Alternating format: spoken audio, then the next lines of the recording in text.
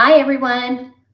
Welcome to Beauty Talent Talk. I'm Debbie Johnson, your host. So at Beauty Talent Talk, our mission is to inspire, share insights from experts, and support the ongoing evolution of the beauty industry and growth. So our focus today on this show is unlocking board member seats. And we have our guest today, JuE Wong. So she's currently the sitting CEO of PBG, and she's on two boards as an independent board member. JuE, thanks for joining us today. Thank you very much for having me. And we also have Kirsty here as our moderator. Kirsty, thanks for being here. Hi, Debbie. Thank you very much. Yes, my role is as moderator here. So if you do have any questions for Debbie or for JuE, please do feel free to pop them in the comments and I will bring them up to the panel and hopefully they'll give you a lovely answer. So yeah, please feel free to put your comments in as you go. Back to you, Debbie. Wonderful. So JuE, I had approached you on this specific topic because I've had a lot of conversations with beauty professionals that have interest on becoming a board member, whether it's in the near future or maybe 10, 15 years down the road, and conversations around how to qualify, what do organizations look for, and then how to even get started to be considered for a board member seat. So I'm really excited to dive into this topic with you today. And I'd love to start off with setting the foundation. Can we start off with what are the basic responsibilities and goals of a board member? Yeah, a board member really is there to provide guidance, advisory to management and to other board members on the board so that they can come across as giving consolidated and solid advice. A board member is not an operator, so we have to be very mindful as board members that at the end of the day, management operates and board members serve, and board members provide guidance and thought partnership. So I would sort of say if you keep those two clear, it will help you very much in being of value to the management team. And then I also want to dive into the difference between a board member and an independent board member. Very good question. So most CEOs of their companies are generally on the board. So they are board members. And most of the independent board directors, they do not work for the company. So they are essentially hired or retained by the investor owners or by the owners of the respective companies to serve on the board to add value to their management team. And is there a difference in being a board member for a publicly held company versus a privately held company? Yes, absolutely. For a publicly held company, there is a lot more rules and regulations that you have to observe. Obviously, you will be taken through that by the legal team or by the NomGov committee lead. But for private board members, while the rules are just as strict, but what is important as a private board member is that you can be a little bit more open in terms of your advice, in terms of your guidance to the management team, because ultimately you want them to feel the ability to come to you. But public companies do have a lot more rules and regulations, and it's important to know them when you join that public board, what is expected of you. And would you say that going through that interview process, as someone that has interviewed, with the board, that you're asking those questions and you're really understanding what their expectations are to make sure that it's a two-way match, a really good fit for both parties?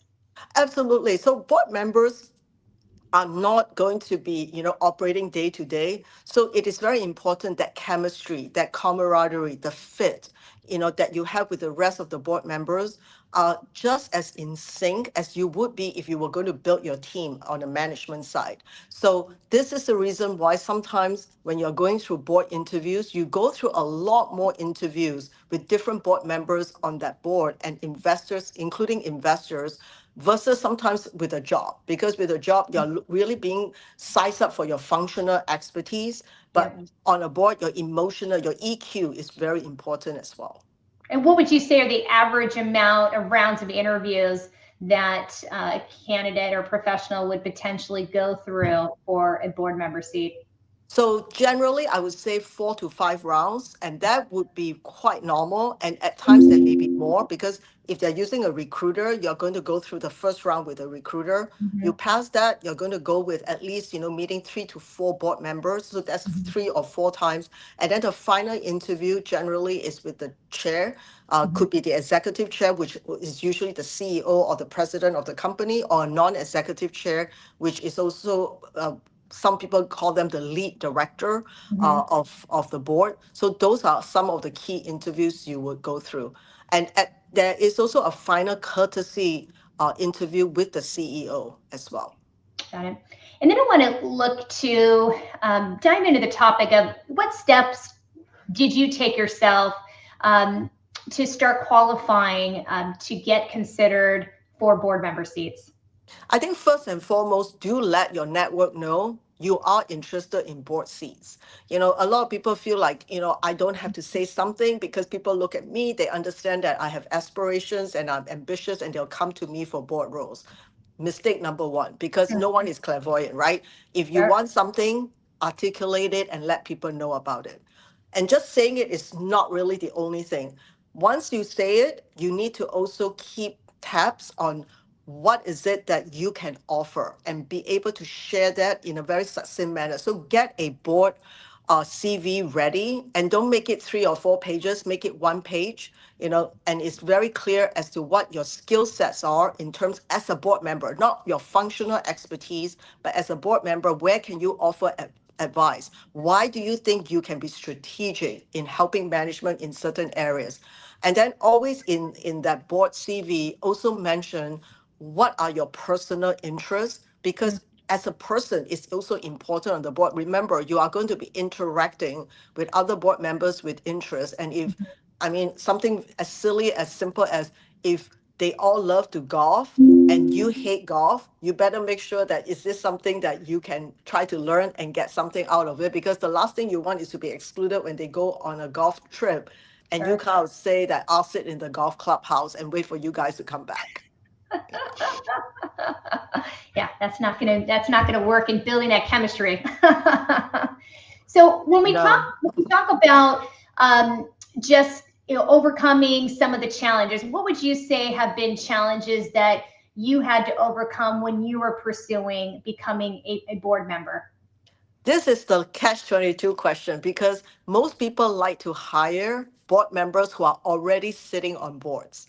But if you're pursuing your first board position, it is going to be a catch-22 because you haven't gotten your first board seat. So in my case, I believe networking is very important.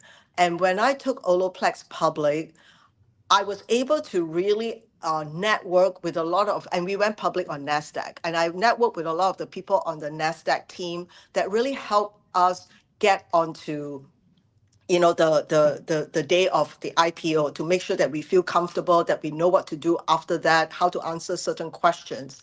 And the person that was leading this effort with us on the NASDAQ side mentioned to me of all these places that we've been to and companies we have talked to, they found that our team was just very, very synergistic and very collaborative. And she remembered that. She kind of put it in her head.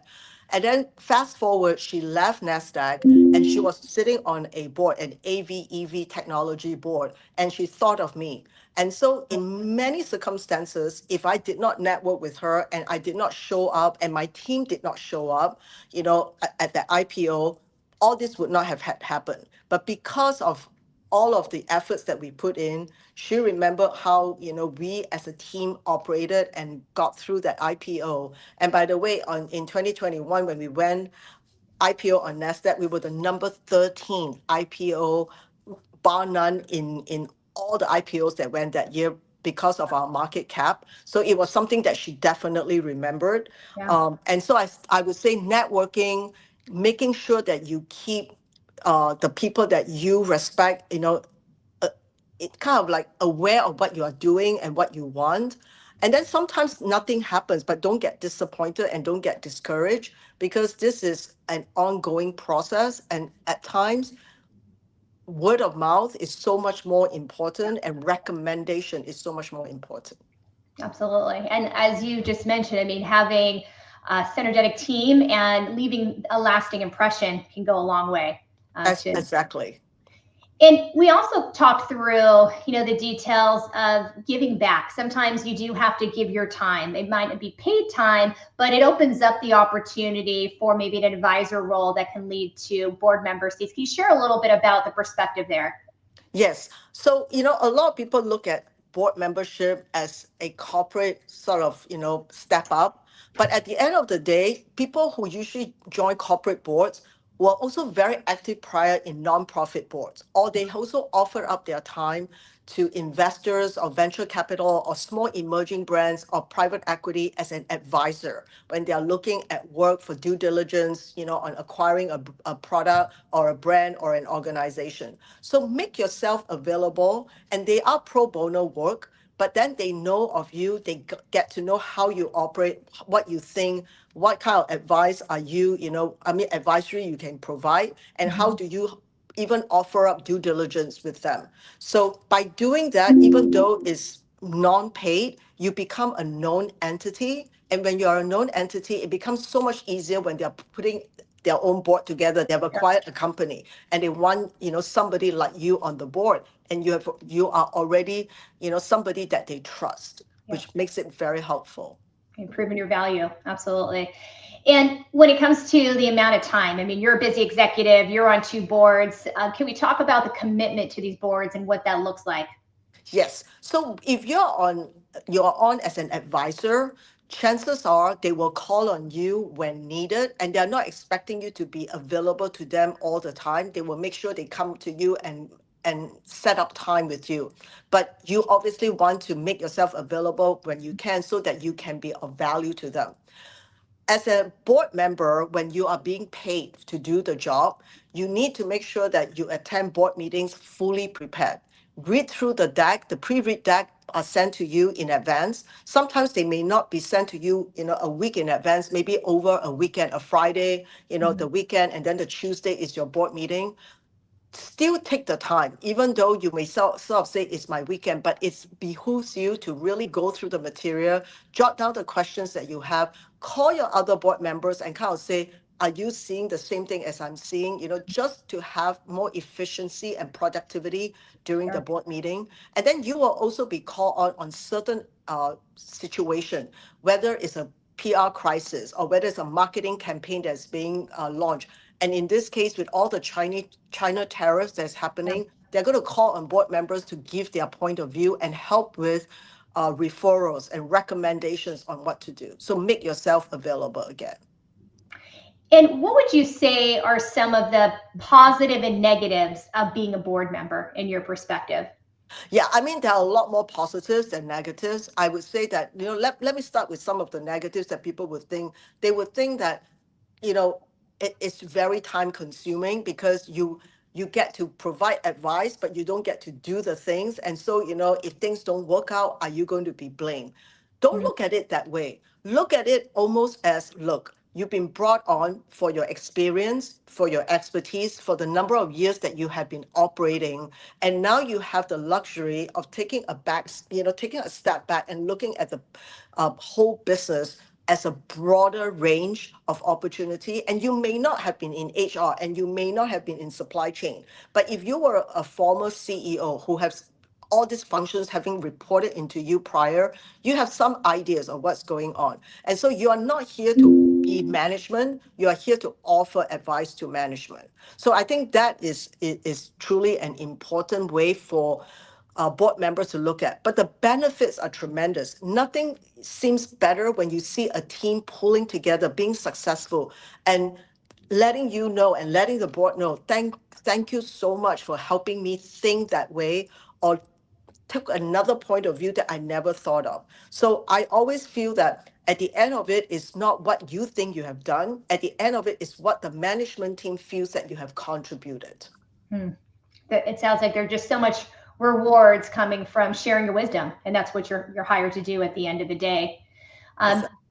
And JuE, you're so good at your personal brand, and I think you're always very thoughtful. You're very generous with your time. You always have a wealth of knowledge. How does promoting and sharing your personal brand help with advocating yourself or other executives to becoming a board member?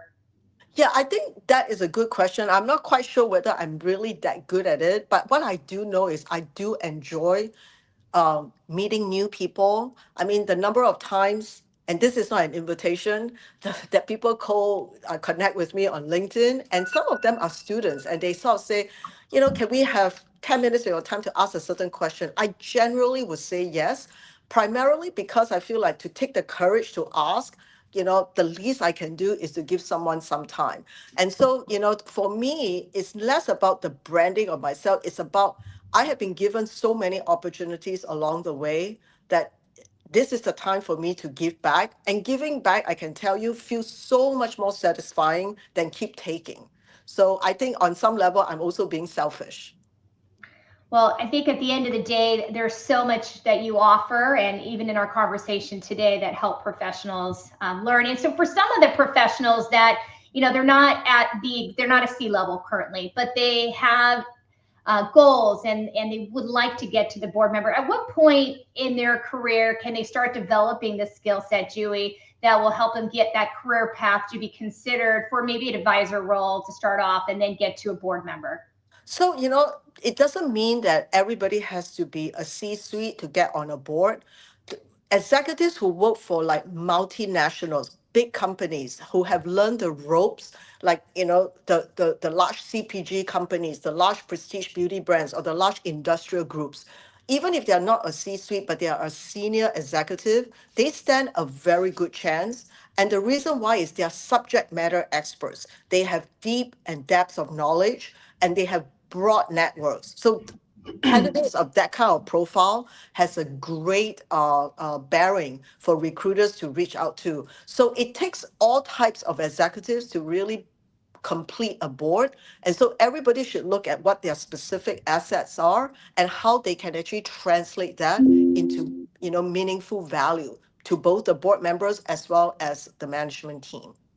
And when you speak to subject matter experts, do you find that there is specific skills that are more in desire for board member seats than others? Yeah, Perhaps I mean, marketing. anything that is very process driven, like supply chain operations, tends to be very well desired because you can transport somebody from supply chain and operations and manufacturing from any industry into another industry, and a lot of the learnings are pretty much in line. Mhm. Uh, R&D people, innovation. Innovation is a big thing for a lot of companies when it comes to multiples of, value multiples Sure. for a company that's looking to exit. And at some point, even HR professionals are important because today HR is not just about talent management. It's really also about talent investment and managing a lot of different kind of programs that could impact a company if they do not operate on a level of transparency, and especially when it comes to hiring and it comes to how you treat different diverse groups of employees. So Mhm. all those are important. PR crisis, PR crisis management expertise. That's also important because in today's environment, it's not a question if you will have a PR crisis, it's a question of when. So you Yeah, must well be prepared for it. absolutely. And when a PR crisis happens, is that an immediate call to the board, get the board on board to have conversations, discussions on strategy and provide guidance into those Yes. scenarios? The sooner you involve the board when it comes to things of this nature, the better, because you never want to solve a problem by your own management when you know you have experts on your board to help you out. And so, the first thing you want to do is probably call your lead director or your chairman of the board to kind of let them know, look, a situation like this has happened. What do we do? Do we convene, with the board, or do we ask selected board members with specific knowledge to this to start the process? And even a recommendation to a good crisis PR firm could be very helpful, and you could save you a lot of time because just connecting with somebody through a board member that has a personal relationship or professional relationship with could cut off so much that time that could take you, way ahead of where you would think you could be. It's interesting you say that, Jude, because I was having a conversation with another executive recently, and they were saying that sometimes the founders will try to really solve the problem their own and come to the board with solutions. And the reality is that you really want to be involved in the solution because there's so many more experts in the room that maybe have had dealt with that problem, instead of wasting the time in independently trying to figure it out. Use all your resources. Have you worked in scenarios like that? Yes. I mean, I think what is important to note is founders and entrepreneurs, they are very good. They are used to solving problems, right? They develop a product to specifically solve a problem for the Absolutely, yeah. consumer. Right. And so with that said, there are also times where you have to know. I always say it's never about asking for help. It's about knowing when to ask for help. That is so important. And time is of the essence. And especially in today's social media world where people's attention span is short and the Yeah. damage can be very deep, Yeah. the longer time you take in responding is almost like admitting that you're guilty. So silence in today's social media age is an admission of guilt, even though it's not. You may be regrouping, you may be trying to craft the best answer that is genuine and authentic and really relevant, but know that time is against you. Yeah, absolutely. And when it comes to, we talked about this on just the length of time of service for board members. What does that look like on average when you sign a contract and make that commitment? Right. Usually they have a 3-year, 4-year, 5-year, depending, and then a renewal, and they will have a discussion with you. And the reason why they do that is during the lifespan of a company, if you're joining a company that is just at its infancy or in middle market, it's growing and it's expected to grow very fast. So are the board member skill set that you brought to the company when it was mid-market to a high growth, is that still relevant? If it's not, they're going to try to change out, just like they will change out management, they will also want to change out board members. But the way board members are recruited too is that they also do not just hire you for a specific, knowledge that you have. They want to see that you have scale and you're able to grow with the board. So how you present yourself and how you contribute when you are an active sitting board member will all come into play when they make the decision to continue, to renew, or otherwise. So would you say, JuE, when you have a brand that's under 50 million versus a brand over 500 million, the profile of who they're looking for their board is going to be a little different, or they're going to look for that individual maybe that has the diversity of small and it's grown to big?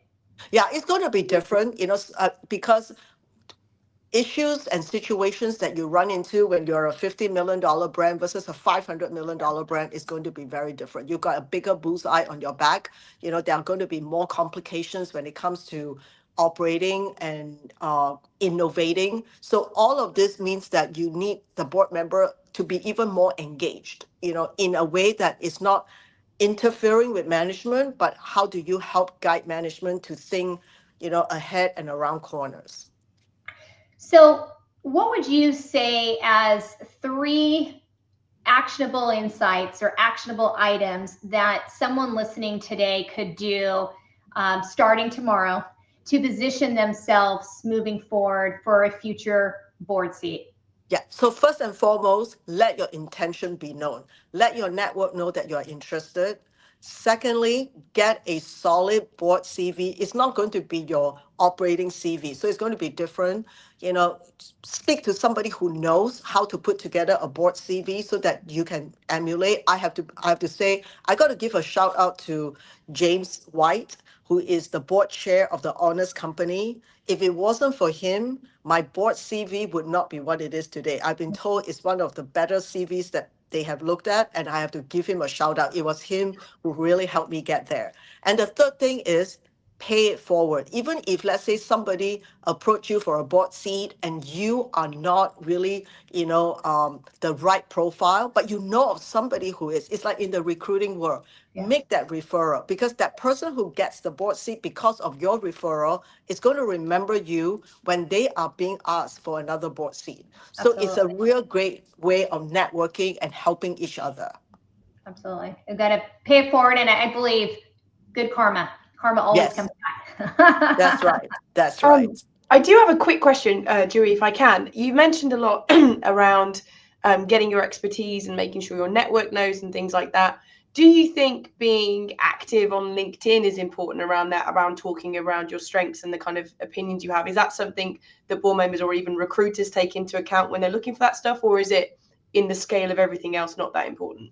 No, I think LinkedIn is always a good resource. It's another platform for you to make yourself be known. Just kind of be clear as to why you are doing that. It may be better to reach out to your network on LinkedIn rather than just publicizing, on LinkedIn that you are interested in something.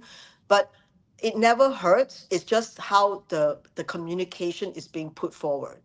Yeah. Okay, amazing. Right, okay. So, Debbie, we're coming towards the tail end of the show. I think it might be time to ask your question that we always go through that's so important for today's show. Absolutely. So, JuE, if you don't mind sharing, what are the attributes that you look for when interviewing and hiring candidates? So, where I am, I'm hiring a lot of senior level executives on my C-suite. So for me, what is important is somebody who is a very good thought partner of mine. And I really would love for people to be quite different from myself, not in terms of the attributes, but more in terms of thinking. Because sometimes I may think a certain way, and another person may kind of say, look, this is not how you should be approaching something. So I think, diversity of thinking, a thought partner, and also chemistry. There are many great executives out there, but if you don't have the right chemistry and you don't feel comfortable with that individual, it's going to be tough. I mean, I'll give you a good example. I've always felt so comfortable with my CFOs, who are my right hand, right? And I have never not felt comfortable enough to call my CFO if there was a crisis. I don't do that all the time, but I've done it at midnight. And so I'll say, we need to get this out of the door like first thing tomorrow morning. You've got to have that kind of camaraderie, and that your CFO doesn't look at you and think you have completely gone off the rails for doing that, right? Because at the end, they understand you, they know who you are. So those are things that I look for people, and not to abuse them if they are like really great at delivering, but to really lean in on them when I need them. So looking for that complementary expertise and somebody that's not a yes person. They're not afraid to share their expertise and influence a different perspective based on whatever that topic is. Exactly. Excellent. So thank you for sharing that, JuE. So should we talk about our next episode? It is indeed time to talk about our next episode in May.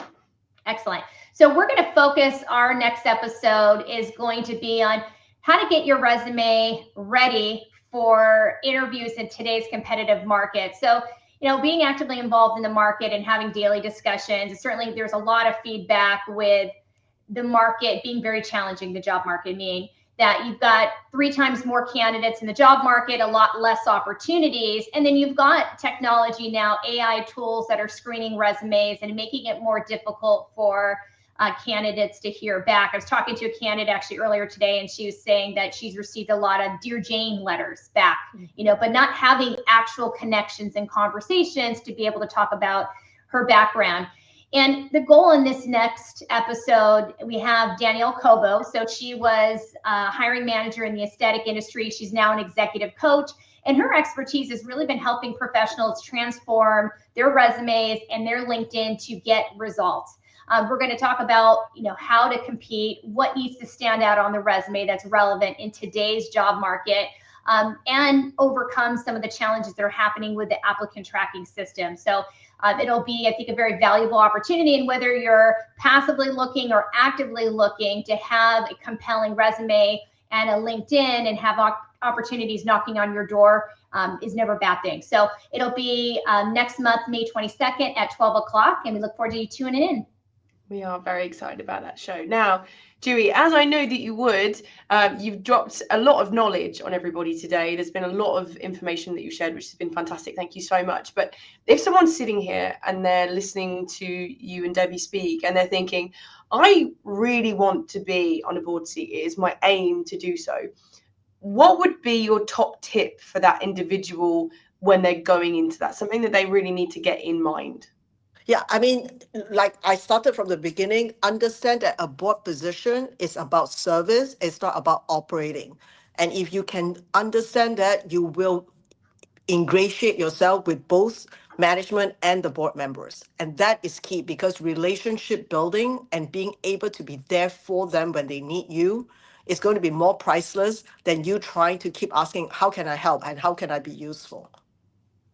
Excellent. And when you say that serving with the expertise, but also as you mentioned, Julie, being available. If you're going to commit Right.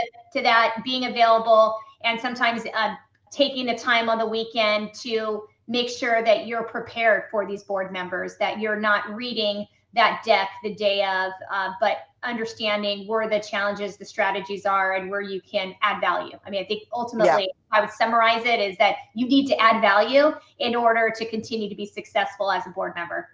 Absolutely. And board decks, while they may be very long, remember management took a lot of time to pull it together. And you as the board member, at least go through it and ask the questions that you need to so that you can pressure test some of their recommendations or their observations. Amazing. Excellent. Okay. Well, Julie, thank you so much for joining today. It's been a pleasure. And Kirsty for moderating as always, and everyone for listening in. Thank you. And we will see you next month. Thank you.